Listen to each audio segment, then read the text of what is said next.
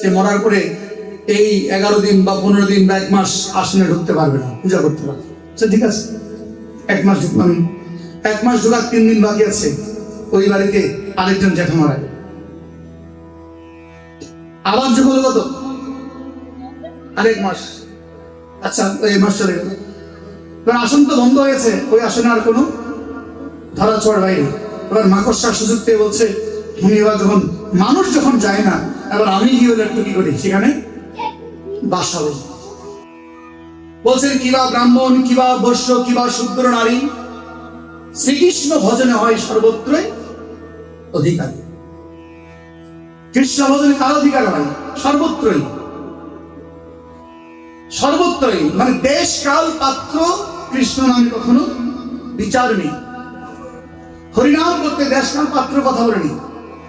তুমি হাঁটিতে বসিতে খাইতে শুধু যখনই নাম লয়, তদবতী এই নাম তোমার প্রেম উপজয়। তাহলে প্রেম আমাদের উপজয় হবে আমরা প্রতিনিয়তই হরিনাম। তাহলে কিসের মধ্য দিয়ে? যে প্রথম বলছে আপনাকে প্রথমে 5টি অঙ্গ জাদন করতে হবে। 5টি অঙ্গ হচ্ছে, প্রথম সাধু সঙ্গ, দ্বিতীয় হচ্ছে নাম সংকীর্তন, তৃতীয় হচ্ছে ভাগবত শ্রবণ। এই ভাগবত এই জন্য শ্রবণ করতে বলেছে, ভাগবত হচ্ছে ভগবানের এই দেহ। ভাগবত মহাপুরাণ ভগবানের দেহ। ভাগবত যদি আপনার গৃহে থাকে, আমাদের প্রত্যেকের ঘরে গীতা আছে, কিন্তু ভাগবত আছে নাই? আমরা গীতা লিখেছি। গীতা হচ্ছে পঞ্চম বেদের একটি অংশ। যে কৃষ্ণদেব মহামুনি বেদব্যাস পঞ্চবেদ স্থাপন করেছে। পঞ্চম বেদ থেকে বিষ্ণুকর্ম, যে মহাভারতকে পঞ্চম বেদ বলা হয়, সেই পঞ্চম বেদ থেকে বিশ্বকর্ম সংকলন করে শ্রীমদ ভগবদ গীতা অষ্টাধ্যায় রচনা করেছেন। কিন্তু এটা কিন্তু জীবের মুক্তি ঘটেনি, এটাও কিন্তু জীবের প্রাপ্তি হয়নি। তারপরে ভাগবত মহাপুরাণ সৃষ্টি করেন তা দেবশ্রী নারদের কৃপায় কৃষ্ণদেব মহামুনি বেদব্যাস। তাই বললেন, উদ্ধব মহর্ষিকে ভগবান বলেছিল যে আমি যাওয়ার পরে আমি পুনরূপী আবার পৃথিবীতে ফিরে আসবো এই বাগ্ময়ী ভগবান হয়ে। আর ভাগবতকে বলা হয় বাগ্ময়ী ভগবান। যেই গৃহে ভাগবত থাকবে, এই দামোদর মাসে যারা ভাগবতকে মুখে রেখে এবং তুলসী মঞ্চ দিয়ে যদি 4টি বার যদি ভাগবত পরিক্রমা করা হয়, প্রদক্ষিণ করা হয়, তাহলে হচ্ছে এই বিশ্ব ব্রহ্মাণ্ড প্রদক্ষিণ হয়ে যায়। তাহলে এই ভাগবতের এমনই শাস্ত্র মর্ম। সুতরাং আমাদেরকে প্রতিনিয়ত ভাগবত শ্রবণ করতে হবে। এরপরে বলছেন ভাগবত শ্রবণের পর হচ্ছে মথুরা মণ্ডলে বাস। আপনাকে মথুরা মণ্ডলে বাস অবশ্যই করতে হবে। তাহলে এবার বলুন, মথুরা মণ্ডলে বাস, বাবাজি আপনি কি বলছেন সবাইকে বাংলাদেশের বৃন্দাবন চলে যেতেন? তাহলে মথুরা মণ্ডলে বাস করবো। আমি যদি মথুরা মণ্ডলে বাস না করতে, আমার এই পঞ্চাঙ্গ ভজন পূর্ণ হবে না। তাহলে এখন মথুরা মণ্ডলে বাসটা কি করা হবে? যেমন বলছে, আর কবে হেরি গোবর্ধনগিরি, কবে হবে রাধাকুণ্ডে বাস, ভ্রমিতে ভ্রমিতে কবে এই দেহ পতন হবে, কহে দিন নরোত্তম দাস। ঠাকুর মহাশয়কে রঘুনাথ গোস্বামী যখন তাকে সেবা দেয়, মনুষ্য সেবা, আর একদিন মনুষ্য সেবা করতে করতে ঠাকুর মহাশয়ের হস্তে ফসকা হয়েছে। মানুষে ক্ষীর রান্না করছে, মানুষ।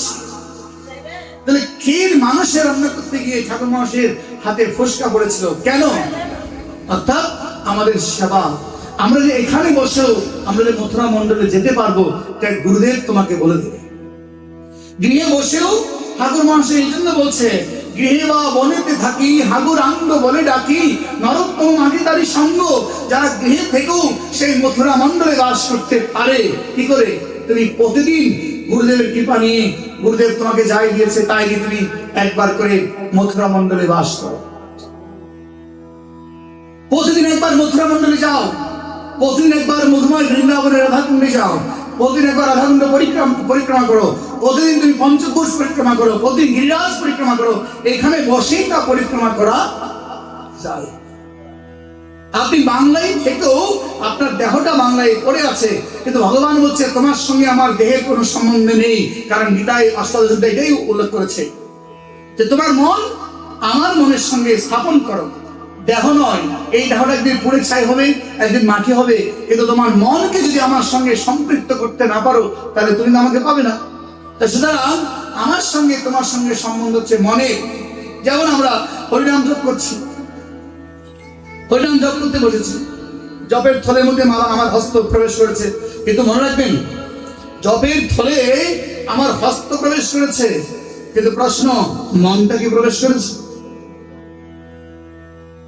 যদি এই থলেতে যদি হস্তের সঙ্গে যদি মন যদি প্রবেশ না করে, তাহলে ওই জপের কোনো ফল। বহুবিধ করবি শ্রবণাদি কীর্তন, বহুবিধ কর প্রসাদ চরণামিত ভক্ষণ, তবু যদি না হয় দেহে প্রেমের অঙ্কুর, তবে সে জানিবে দেহে পাপ আছে প্রচুর। এই জন্য বলছে জপ করার সঙ্গে সঙ্গে তোমার মনকে বলো, মন চলো এবার রূপের নগরে, মন এখানে থাকো না, চলো এবার গৌর গোবিন্দের চরণে গিয়ে গোবিন্দ দর্শন করি। এটাই হচ্ছে মন মনা মত ভক্ত মজাজিমান নমস্কার। না এটা হবে না। সুতরাং আমাদের মনের মাঝে যদি, মনের সঙ্গে যদি আমাদের কোনো প্রকার যদি আমাদের মিল না থাকে, তাহলে কখনো গোবিন্দ প্রাপ্তি হওয়া সম্ভব নয়। তাহলে বলছে মথুরা মন্ডলে বাস। এই মথুরা মন্ডলে বাস কি করে বলবেন? গুরুদেব আপনাকে বলে দিয়েছে, সদ্গুরু চরণ আশ্রয় গ্রহণ করে গুরুদেব থেকে জেনে নেবে, বাবা আমি তো প্রতিদিন একবার মথুরা মন্ডলে বাস করতে চাই, আমাকে একটু পথটা বলে দেন গুরুদেব। তখন গুরুদেব অবশ্যই অযাচিত মহেন পতিতেরি সৌকহ যাচিয়া দেয় হরি নাম। গুরুদেব বলবেন শ্রী বৃন্দাবন যুগল ভজন ধ্যান মোহে করণ উপদেশ, তোমাকে বৃন্দাবনের যুগল ভজনের উপদেশ করেছে, তোমাকে নিরমল গৌর প্রেম রসে সিঞ্চনে মুরল সমমনে আস, তোমাকে এমন ভাবে গৌর প্রেম রস দিয়ে সিঞ্চিত করেছে, আপনার সমস্ত আশা পূরণ হবে। সুতরাং অভাব কিছু থাকবে না রে, তুমি ঘরে বসে প্রতিদিন তুমি নিত্য নিত্য ব্রজমণ্ডলে যেতে পারবে। পঞ্চমে বলছেন শ্রদ্ধায় বিগ্রহ সেবন। গুরুদেব বলল তুমি মথুরা মন্ডলে যখন যাবে, ঘরে বসে এই যে বিগ্রহ, তাকে তুমি মাটির পুতুল মনে করিও না, কাঠের বিগ্রহ মনে করিও না। সেই মাটির পুতুল কাঠের বিগ্রহ যদি মনে করো, তোমার এই জন্মে নয়, কোনো জন্মেই তোমার সাধনার সুফল হবে না। সুতরাং সেটা মাটি নয়, সেটা সাক্ষাৎ ব্রজেন্দ্র নন্দন। সাক্ষাৎ ব্রজেন্দ্র নন্দনের চরণে আমার সৌভাগ্য হয়েছে, আমি প্রভু তোমার চরণে আশ্রয় গ্রহণ করি। এই হচ্ছে আমাদের শ্রদ্ধায় বিগ্রহ সেবন। এটা কি করে আসবে? কি করে আসবে? আর শ্রদ্ধায় বিগ্রহ সেবনটা তখনই আসবে, যেমন আজকে এখানে ছোট একটা কথা বলেছি যে আমরা অনেকেই আমাদের মধ্যে কিছু সমাজে আমাদের মধ্যে অনেকটা কুসংস্কার আছে। আমাদের সমাজ কিরকম কুসংস্কার? দেখা গেল আপনার বাড়িতে, আপনার ঘরে একজন মৃত একজন মানুষের মৃত্যু, আপনাদের এই পরিবারটা, এই গ্রামটা একটা আপনাদের একটা জ্ঞাতি বা গোত্র, আপনাদের বংশ। আজকে আপনাদের বাড়িতে আপনার পিতা মারা গেল, পার্শ্ববর্তী না জেঠা হয়, ওই দিন থেকে উনি নাম জপ ধ্যান সব বন্ধ, ঠাকুর ঘর বন্ধ, ঠাকুর ঘরে বাতি জ্বলে না, এবং বাড়িতে কোনো খোল করতাল বাজতে পারবে না, সব বন্ধ, সবকিছু বন্ধ হয়ে গেল। তার মানে কি? এটা মৃত বাড়ি, মানে মরা বাড়ি। মরা বাড়িতে খোল করতাল বাজবে না, মৃদঙ্গ বাজবে না, কিছু হবে না, এখানে কিছু করা যাবে না, আসলে ঢোকা যাবে না। তাহলে আমার এই সিদ্ধান্ত আমাদেরকে বলে আসছে যে মরার পরে এই 11 দিন বা 15 দিন বা 1 মাস আসনে ঢুকতে পারবে না, পূজা করতে পারবে। ঠিক আছে, 1 মাস ঢুকলাম, 1 মাস ঢোকার 3 দিন বাকি আছে, ওই বাড়িতে আরেকজন জ্যাঠা মারা গেল, আবার যুগ হলো কত? আরেক মাস। আচ্ছা, ওই মাস চলে গেল, আসন তো বন্ধ হয়েছে, ওই আসনে আর কোনো ধরা ছোঁয়ার বাইরে। এবার মাকড়সার সুযোগ পেয়ে বলছে, উনি এবার যখন মানুষ যখন যায় না, এবার আমি কি হলে একটু কি করি, সেখানে বাসাবো, তাহলে সেখানে মাকড়সা জাল বুঝেছি। আরে আমরা একবার এরকম আমাদেরকে নিমন্ত্রণ করেছেন একটা মৃত ব্যক্তির বাড়িতে কীর্তন করার জন্য, 1 মাস পরে রাত্রে সন্ধ্যার সময় আমরা কীর্তন করতে গিয়েছি। তো কীর্তন করতে গেছি, আসন ভরে গেছে, কিন্তু আসন ঘরে আসন দেখতে পাচ্ছি না, মানে আসনের মধ্যে মানে উইয়ের ঢিবি আছে না, উইয়ের ঢিবি, মানে একেবারে মন্দিরের মতো উইয়ের ঢিবি করেছে আসনের ভেতরে, সেখানে লক্ষ্মী ঘট আসা সবকিছু ওর মধ্যে লুকিয়ে আছে। তো জিজ্ঞাসা করলাম যে আপনার আসন করে, বলতে এটা আসলে কেন? এটা আসলে কি? এটা উইয়ের ঢিবি। কেন উইয়ের ঢিবি? কেন? ভগবানের রচনা হয় নাই না, আমরা 1 মাস তো আমরা আসলে ঢুকিনি, তাই যার কারণে উড়িয়ে বাসা বেঁধেছে। তাহলে ভাবুন, আপনার 1 মাস চলে গেল, 2 মাস চলে গেল, 3 মাসের মধ্যে ওই বাড়িটা একটা সন্তান জন্ম নিয়েছে, এবার জন্ম শুরু হয়ে গেল, আরো 1 মাস চলে গেল। এইভাবে করতে করতে এই গ্রামটা ঘুরতে ঘুরতে এবার বৎসর শেষ, তোমার ভগবানের কাছে আর যাওয়া তোমার হলো না। এবার বলুন আপনি কি করবেন? কি করবেন আপনি? যে ভজন হচ্ছে কি জানেন, একটা বিধিমান, একটা রাগমান।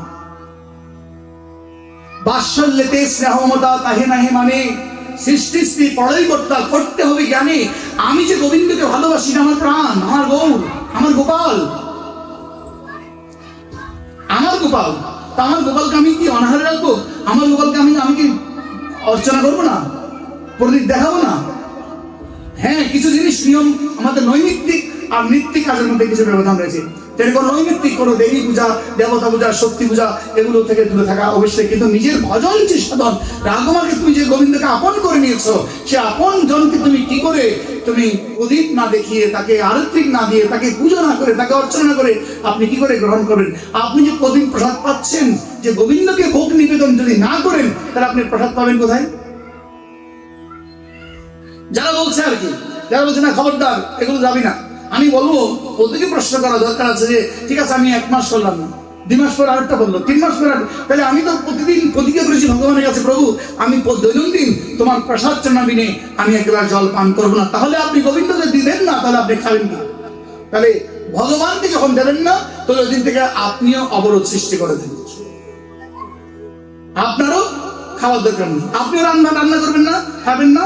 ওই ঠাকুরকে যেভাবে রেখেছেন আপনি সেভাবে রাখেন, তখন দেখা যাবে আপনার কতগুলো ভক্তি শ্রদ্ধা বেরিয়ে আসে।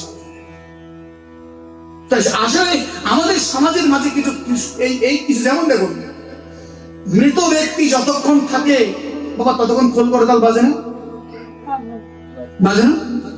মৃত ব্যক্তিকে সম্মুখে রেখে সারা রাত গীতা ভাগবত পড়ছে না, তখন অসুস্থ কোথায় গেছিল? কোথায় গেছিল? যখনই তাকে বাড়ি থেকে শ্মশানে নিয়ে গেল, শ্মশান থেকে আর মৃদঙ্গ এই বাড়িতে ঢুকবে।